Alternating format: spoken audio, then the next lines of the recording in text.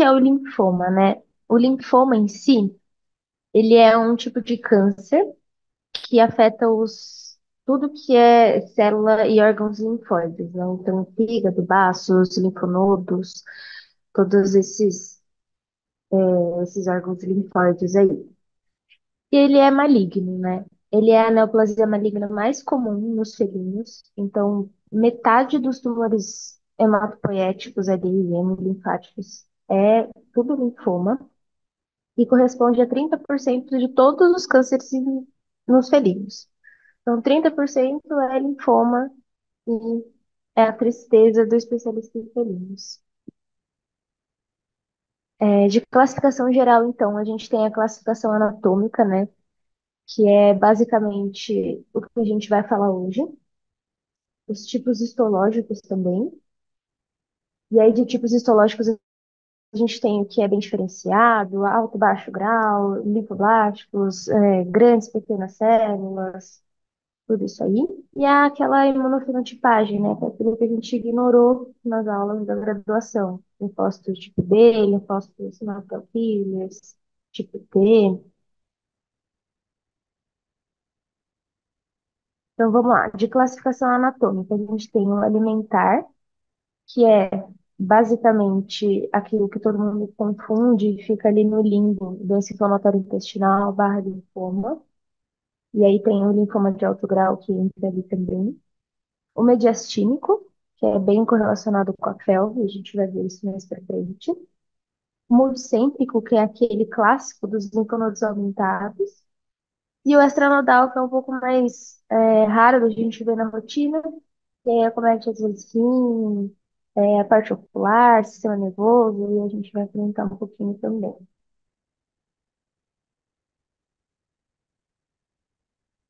Então vamos lá, linfoma alimentar. A tristeza do especialista em feridos. Linfoma alimentar, então, né? É a neoplasia intestinal mais comum, né? A gente tem ali carcinoma, tem o mastocitoma visceral, que nessa ordem, né, são os que mais acometem. Então tem, em primeiro lugar, linfoma, em segundo lugar, carcinoma, em terceiro, o mastro. Mas o linfoma bate, sim, em todos, é muito extremamente comum, tá? É muito, muito, muito comum em intestino delgado, principalmente ali jejuno, ilho e duodeno, nessa ordem de prevalência, tá? E acomete também, às vezes, estômago e cólon, também nessa ordem de prevalência, tá? E aí a gente tem ali alguns macetes que a gente pode usar para guiar o nosso diagnóstico, mas é lógico que não é, a gente não fecha o diagnóstico só olhando o exame ultrassonográfico, né? Mas, por exemplo, quando a gente vê que só tem alteração em cólon, lá no ultrassom. Muito provavelmente é uma doença inflamatória intestinal, né? Agora, quando a gente vê que tem acometimento de estômago, já tem perda de estratificação, muito provavelmente já é um linfoma, tá? Ele pode se apresentar de forma solitária, então um nódulo único, normalmente uma formação maior, já mais uma massa que acomete, que tem um volume maior, ou ele pode ser difuso com vários nódulos, tá? E normalmente esses pacientes são FIV-FeLV negativos. A gente associa muito a FeLV porque na época que o pessoal começou a descobrir linfoma alimentar e FeLV, foi uma época muito próxima. Então associaram a FeLV ao linfoma alimentar, mas não tem essa correlação, tá? No último consenso, inclusive, a primeira infecciosa que foram investigar para ver se tinha uma correlação foi a FeLV. E aí não tem essa correlação, a não ser no caso do regressor, tá? Essa é a única exceção. Mas aí é um papo bem mais isso. O FeLV regressor é papo de FIV e FeLV, assim, uma aula só de FIV e só de FeLV, tá? Bom, qual que é o problema, né? A doença inflamatória intestinal, que é a enterite linfoplasmocítica, ela tem um papel ali na promoção da oncogênese. Então, a gente sabe que o linfoma de baixo grau, todo linfoma de baixo grau, ele já foi uma doença inflamatória intestinal. que não foi tratada, não foi diagnosticada, ou foi mal tratada, ou foi tratada, mas não foi responsiva, né? E a doença inflamatória intestinal, ela é bastante comum, assim como o linfoma de baixo grau, né? Ele é aí 80% da nossa casuística. Ele tem um baixo índice mitótico, a população de células T, células pequenas, ele é muito prevalente, é mais comum em intestino delgado, né? Diferente ali do linfoma de alto grau. É um linfoma que costuma ser bastante agressivo, né? A gente vai ver que ele costuma ali aparecer em intestino delgado, mas mais pro ilho, seco. Ele aparece muito ali na válvula ileocélico-cólica, o que acaba atrapalhando bastante a gente na parte cirúrgica, porque a gente acaba ficando numa região muito difícil de trabalhar, tá? Ele tem um alto índice mitótico, a população de células grandes, células grandes, que é células B, né? Por isso que a gente fala, é linfoma de células grandes, linfoma de alto grau, é tudo a mesma classificação, tá? E o linfoma granular é um linfoma que é bem raro, né? 10% dos casos ele é extremamente agressivo, né? E aí são a população de células ali mais prevalente é natural killer ou células T.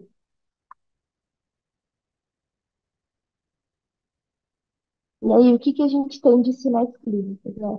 Normalmente os pacientes começam com letargia, prostração, perda de peso, êmese crônica, salivação, constipação é algo que eu vejo bastante na rotina. O pessoal fala bastante de diarreia, né? Porque daí correlaciona com a doença inflamatória intestinal, mas eu vejo bastante constipação também. E muitas vezes, quando a gente está falando desses linfomas mais agressivos, de alto grau, a gente vê também informações palpáveis. Eu vou mostrar uma imagem para vocês que a gente consegue palpar no abdômen do paciente a formação ali, porque realmente é uma formação bem volumosa, que você consegue ver nitidamente. Então, no exame clínico simples, você consegue identificar. E aí, o ultrassom é crítico, né, para a gente avaliar, fazer uma triagem desse paciente, né? A gente precisa de um ultrassonografista de confiança, lógico. Eu gosto que os meus pacientes façam sempre com a minha ultrassonografista de confiança. Lógico que nem todo mundo tem a minha realidade, né? Mas sempre que possível, pedir para fazer, pelo menos para fazer com o mesmo ultrassonografista, para que a gente tenha menos variáveis, vamos dizer assim, né? O ultrassom ele é um exame excelente para a gente fazer uma triagem ali, avalia vários órgãos, intestino, estômago, fígado, as vias biliares, pâncreas, linfonodos. Ele permite planejamento cirúrgico, permite coleta de citologia, então, às vezes, a gente tem uma janela segura, a gente consegue fazer uma citologia aspirativa de linfonodo, consegue fazer citologia de algum outro órgão ali que a gente vê que tem nódulo, né? E é bom a gente sempre ter as medidas atualizadas, né? Porque às vezes o ultrassonografista vai, na boa vontade dele, utilizando as medidas que ele tem de referência da parte ultrassonográfica dele, mas para gente que é de felinos, tem todo um estudo, tem o último consenso falando sobre isso, né? As medidas são bastante importantes para a gente ver a evolução desse paciente. Então, eu deixei aqui as medidas que a gente normalmente usa para vocês terem. E aí, próximo passo do diagnóstico, né? O ultrassom, como eu falei, ele é um exame de triagem, tá? Mas o histopatológico é o exame padrão ouro para a gente diferenciar a doença inflamatória intestinal do linfoma, tá? Não existe, ai, mas tem perda de estratificação. Ai, mas tem intestino delgado e cólon, estômago. Não existe diagnóstico de linfoma, doença inflamatória intestinal somente por ultrassom. O diagnóstico definitivo é por laparotomia ou endoscopia. E a gente vai conversar sobre as limitações de cada técnica, mas é biópsia, tá? Citologia aspirativa também não, tá, gente? Não adianta fazer citologia aspirativa de intestino para tentar fechar diagnóstico, porque isso não vai rolar. Então vamos lá. A endoscopia, ela pega a mucosa e submucosa, né? Então, por ela pegar só mucosa e submucosa, a gente tem que pegar um pouco mais de material. E também tem aquela prisilinha do endoscópio, eu não sei como é que chama aquilo, mas aquilo amassa a amostra, né?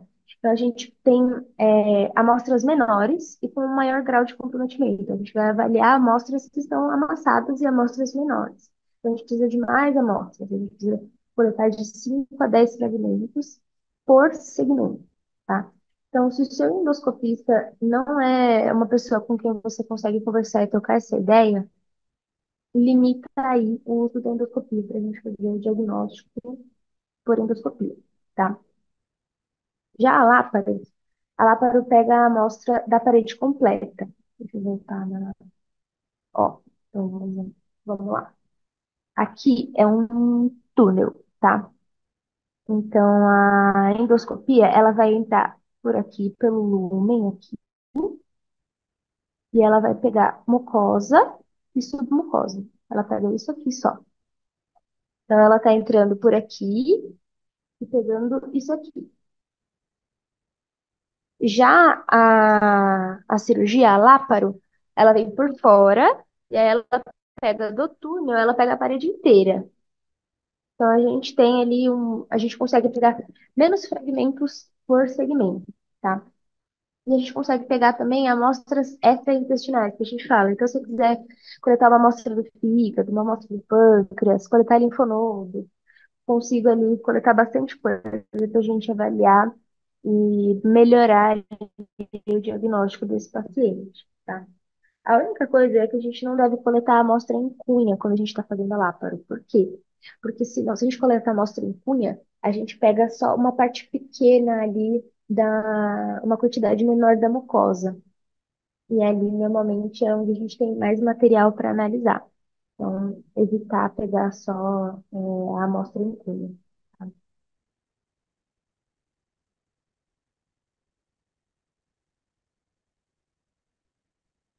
Ó, então, como que é a carinha do linfoma?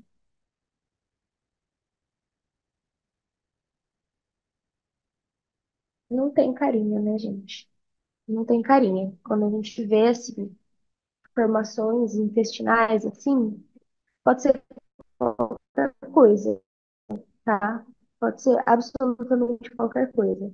Aqui a gente vê umas formações um pouco mais nodulares, aqui a gente vê um pouco mais difuso, aqui nessa próxima a gente vê um nódulo bem grande, tá vendo?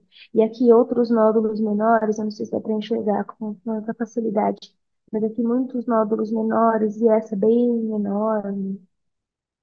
Não tem cara, tá? Tudo isso é linfoma e não tem aparência visual. Tudo tem que ser mandado para análise histopatológica, tá?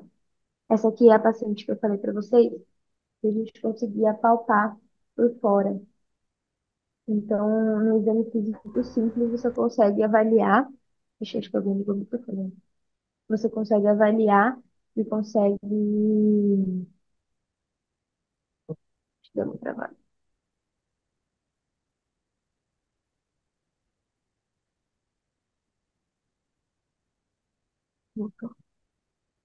Ó, mesma paciente. Olha só, acho que aqui nessa foto dá para ver melhor.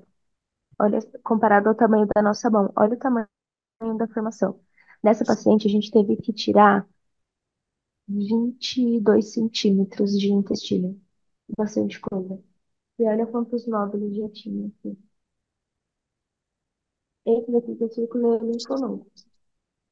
A gente não tirou mais, a gente não tirou tudo, porque esse linfonodo estava bem na raiz da irrigação ali. E se a gente tirasse, ela ia perder o intestino inteiro.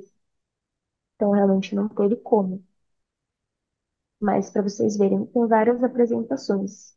E tudo é possível. Esse daqui eu jurava que era um carcinoma, mas ele veio histopatológico, ó. Linfoma intestinal transmural de grandes células. Alto grau, tá? Altos, 14 figuras de mitose, alto grau, bastante agressivo, tá? Pouco responsivo à quimio, bem importante. Agora, linfoma mediastinal. Esse sim tem uma correlação com a felve, tá? Então, ele tem envolvimento ali do timo e ou dos linfonodos mediastinais e externais. É bem comum que os pacientes sejam FeLV positivos e mais jovens do que 2 anos, tá? A não ser os siameses e os orientais. E aí, esses daí normalmente são FeLV negativos. Esses pacientes, eles normalmente apresentam sintomas respiratórios. Esse paciente aqui, nesse vídeo vai mudar. Esse paciente tinha linfoma mediastinal por conta de FeLV, tá? E aí, ele tinha efusão, ele tinha cianose, ele tinha dispneia, ele tinha essa posição ortopneica clássica. Ele foi para internação umas 5 vezes. Aí ele ia, drenava o tórax. Aí os tutores, eu acho que ele já tá melhor, vou tirar da internação. Aí tiravam de alta pedida e levavam para casa. E aí o gato não ficava bem nunca, nunca conseguia começar aqui no gato. Aí analisava a efusão. Aí sempre dava a mesma coisa na análise da efusão. E os tutores querendo, assim, eles estavam meio que em negação, queriam fazer vários exames para ver se dava alguma coisa de diferente. Até que no último a gente achou uma formação mediastinal que a gente tentou funcionar e não conseguiu. Esse daqui é o raio-x dele.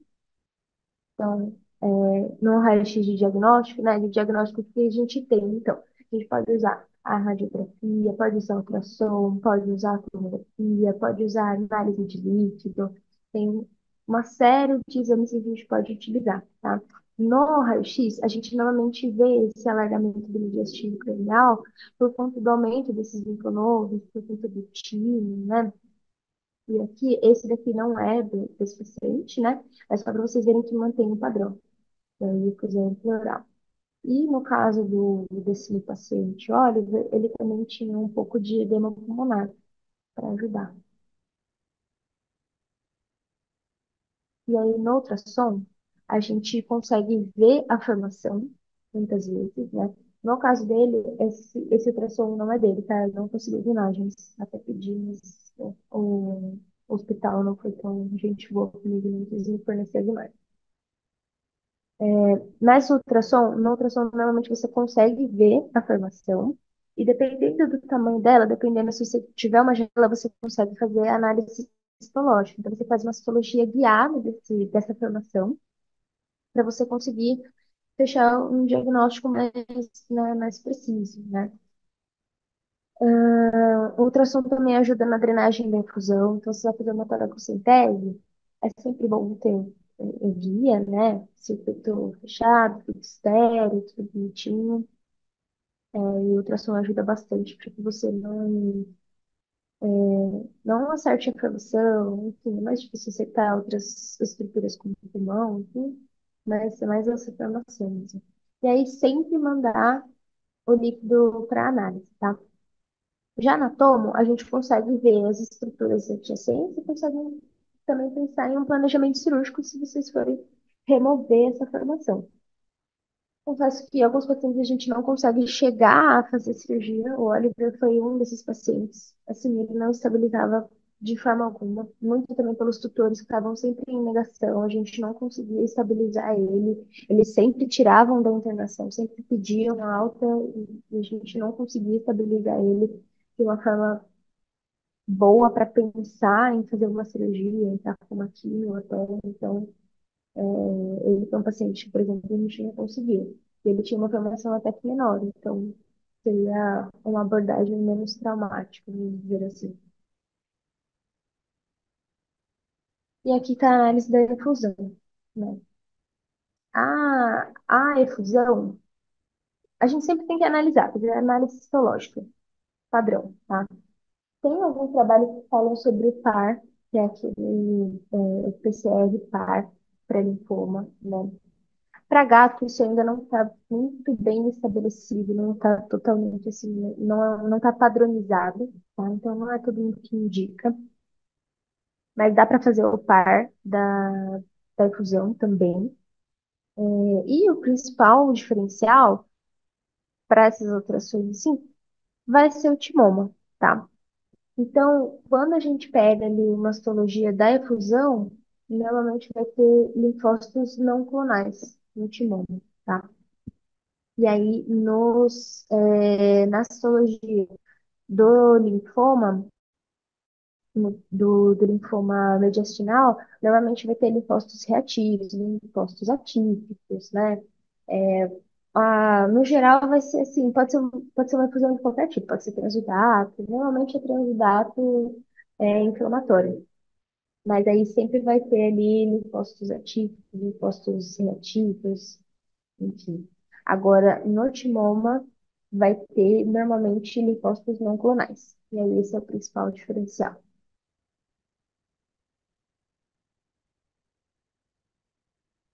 O linfoma multicêntrico, muitas vezes a gente vai achar na literatura como linfoma nodal, tá? Que é aquele linfoma clássico dos linfonodos bem aumentados.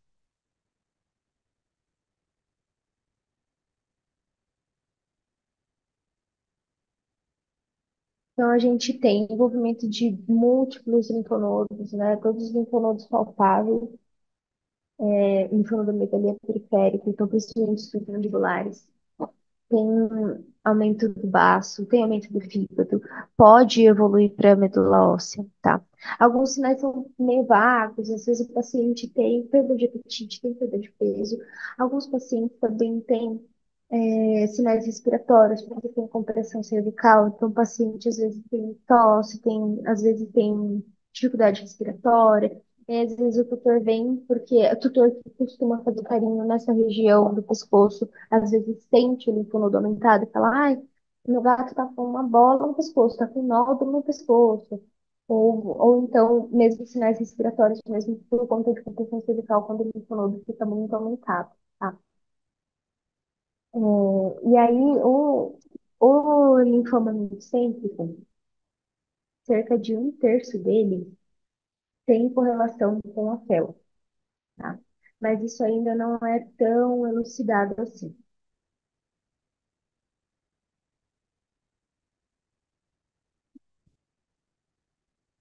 Bom, um de sinais clínicos aqui, às vezes o gato ele vai causar um autotrauma também, porque, imagina, esse linfonodo tão aumentado, assim, causando uma compressão na região, causa dor, né? Essa apatia também por conta de febre.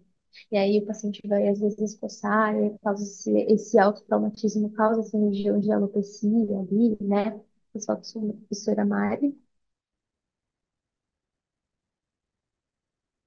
Aí aqui, linfonodos intestinais aumentados, aqui, e aqui um baço imenso. Eu não sei se vocês já viram um baço de um gato, mas ele parece uma linguinha, assim, minúsculo, tá? Bem pequeno mesmo. E aí, o linfoma extranodal. Então, o linfoma extranodal é fora da rede linfática, fora de linfonodos, fora de baço. A gente tem o linfoma renal, o linfoma do sistema nervoso central, o ocular e o nasal, tá? O linfoma renal, então, é a segunda neoplasia mais comum dessas extranodais, tá? Ele normalmente é bilateral, então, mesmo que você não tenha visualmente um nódulo visual no ultrassom, por exemplo, quando você fizer uma biópsia, quando você fizer uma histologia expirativa, enfim, quando você for investigar, você vai ver que normalmente é bilateral, tá? 25% desses pacientes são prova positivos. Então, nesse caso, sim, tem uma correlação com antiviroses, tá? E aí, muitos deles, assim, metade, faz metástase para o sistema nervoso central. Ele tem um diagnóstico muito, muito, muito bonito, tá?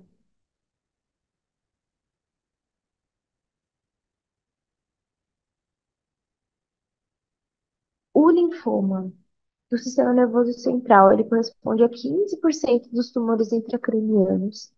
Então, o diagnóstico que a gente faz através da coleta de líquor é um diagnóstico que a gente tem um pouco de restrição, né, até pela coleta, né, então não é todo mundo que consegue fazer. E aí os sintomas, eles variam um pouquinho. Então, quando você tem o linfoma central, vai variar ali entre convulsões, alteração no estado mental, déficit de nervos cranianos. E aí, quando você tem um linfoma espinhal, você tem principalmente dor, paresia e paralisia, tá? E dói bastante. É uma dor que você realmente, assim, não consegue controlar com analgésicos convencionais, não consegue controlar com gabapentina. Pacientes realmente sofrem bastante. O linfoma ocular, ele pode ser tanto unilateral quanto bilateral. E ele pode acometer qualquer parte do olho, tá? O diagnóstico é feito através do humor aquoso. Normalmente, o tratamento do linfoma só ocular, ele é feito com quimioterapia com colírio manipulado. Porém, muitas vezes a gente tem que evoluir para enucleação e exenteração, dependendo da localização, né? Qual que é a diferença entre a enucleação e a exenteração? Na enucleação, a gente tira só o globo ocular, então a gente desprende toda essa musculatura, né? Tem 6 músculos ali ao redor do globo, a gente desprende ele e tira só o globo e fecha a pálpebra, e na exenteração a gente tira todos os anexos. Então, como o linfoma pode acometer qualquer parte do olho, pode acometer a terceira pálpebra, pode acometer ali a glândula lacrimal, se acometer alguma parte ali que não for só o globo, a gente tem que fazer a isinteração, então tem que ser uma cirurgia mais radical. E aí, na isinteração, a gente pode fazer a transpalpebral, né? Então, fecha e retira tudo, e aí fica aquela margem bem ampla, né? E aí a gente entra para a quimioterapia sistêmica.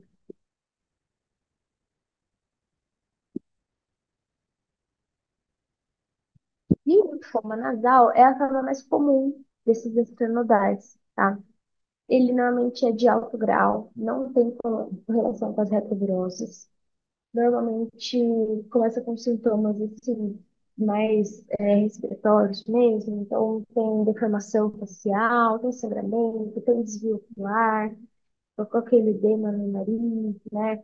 Tem bastante espirros. E aí a gente tem que lembrar que aqui, obviamente, é uma aula de linfoma, uma aula de câncer, mas existem os outros diferenciais, a gente está falando de gasto. Então a gente precisa fazer toda a maquiagem, a gente precisa fazer diferencial para esporotricose, por exemplo, para zoonose, né? Mas aí, a partir do momento que a gente tem diagnóstico de linfoma, aí a gente vai para o tratamento mais específico. Ele é um linfoma de alto grau, então ele tem um diagnóstico um pouco mais elevado.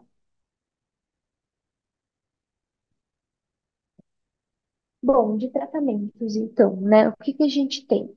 A quimioterapia é a principal modalidade de tratamento para linfoma, né? É uma doença sistêmica, não é como um mastocitoma, que você tem um nódulo e aí você consegue ir lá e retirar aquele nódulo e tratar, associar mais modalidades de tratamento. Você consegue ir lá fazer uma eletroterapia e tratar a parte física da coisa.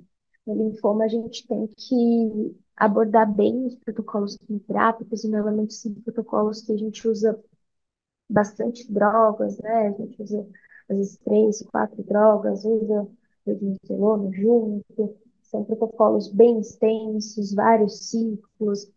E aí a químio realmente é o carro-chefe ali do tratamento, tá? Os linfomas de baixo grau, eles normalmente respondem bem. Então, por exemplo, um linfoma alimentar de baixo grau, a gente vai tratar com um Leukeran, por exemplo, e esse paciente tem ali uma sobrevida até que muito boa. Agora, um linfoma de alto grau, a gente tem um prognóstico mais reservado, eles respondem de uma forma mais difícil a quimioterapia. Às vezes, a própria quimio traz ali. Acho que tem alguém com o microfone ligado aí, tá?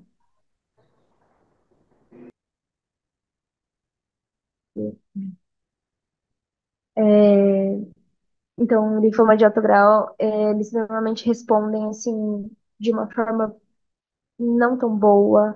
As próprias sessões de quimioterapia, elas acabam diminuindo um pouco a qualidade de vida. Então, às vezes, os tutores não dão sequência, os próprios tutores abandonam a quimioterapia. A gente tem que às vezes convencendo, ou às vezes ir para cuidados paliativos, mas a quimio com certeza é o principal pilar do tratamento para os linfomas, tá? Cirurgia. A gente só faz cirurgia para formações que estão obstruindo, né? Então, por exemplo, formações intestinais que estão obstruindo, formações nasais que estão obstruindo, formações oculares que estão muito ulceradas, coisas nesse sentido, né? Então, a gente não vai ter margem livre. Qual que é o pilar da cirurgia? O objetivo principal da cirurgia é a gente tratar localmente. Então, se a gente não tem como fazer uma cirurgia que vai tratar as margens ao redor daquele tumor, normalmente não tem uma indicação, né? Agora, se é um paciente que não consegue defecar, tá respirando com dificuldade, ou então tem ali uma lesão que está ulcerada, está causando sangramento, está causando desconforto, tem dor, tem chance de ter anemia, tem muito sangramento a ponto de ter anemia. Nesses casos, a gente pode fazer uma cirurgia higiênica, né? Fazer uma cirurgia ali para dar conforto, para dar qualidade de vida para esse paciente, tá? A rádio a gente consegue indicar para formações localizadas, então principalmente no plano nasal, tá? Mas, de novo, tem poucos locais aqui no Brasil que fazem, e alguns tutores têm restrição, né? Até porque a rádio precisa aí de um tratamento é um tratamento bem extenso, é caro, precisa de anestesia, então muitos tutores não querem aderir por conta desses percalços que a gente tem. E de prognóstico. Bom, linfoma alimentar de alto grau. A sobrevida baixa, né? Quando, quando a gente diagnostica, que a gente consegue ali, realmente fechar, que já tem nódulos muito grandes e tudo mais, a sobrevida ali é entre 4 e 6 meses, mais ou menos. E a sobrevida programar é péssima, né? De 45 a 90 dias. Agora, o de baixo grau é de 1 ano e meio a 3 anos. Já vi paciente que está até mais, sim. Então, eu diria que é uma sobrevida boa. O mediastinal, péssimo. Tem literatura de 2 a 3 meses. Os meus, assim, os que eu peguei, não chegaram a 1 mês. Isso para os FeLV positivos, né? E os FeLV negativo, 370 dias. Linfoma nasal com rádio de 1 ano e meio a 3 anos, que é uma sobrevida boa também, né? Então, os que conseguem fazer respondem bem aquilo. Confesso que eu nunca tive um tutor que topou fazer rádio, porque realmente o valor é bem fora, assim, da realidade da maioria dos meus tutores, né? Dos tutores que eu atendo, e com quimio por 2 anos. Linfoma renal, principalmente por esse acometimento bilateral, né? Então, assim, muito comum você fazer uma nefrectomia bilateral no paciente. Se você faz uma nefrectomia unilateral, o rim que sobra tem câncer, também não tem como esperar que isso dê bom, né? Então, de 4 a 7 meses. Sistema nervoso central, de 1 a 4 meses, e levando em consideração que é o sistema nervoso central, eu acho até que está superestimado esse prognóstico de literatura, né? Central, assim, costuma ser bem ruim também. Segue a gente se você ainda não segue para acompanhar as maravilhosas palestras e conteúdos exclusivos que o IEP Ranvier disponibiliza para vocês. Beijo, te espero na próxima!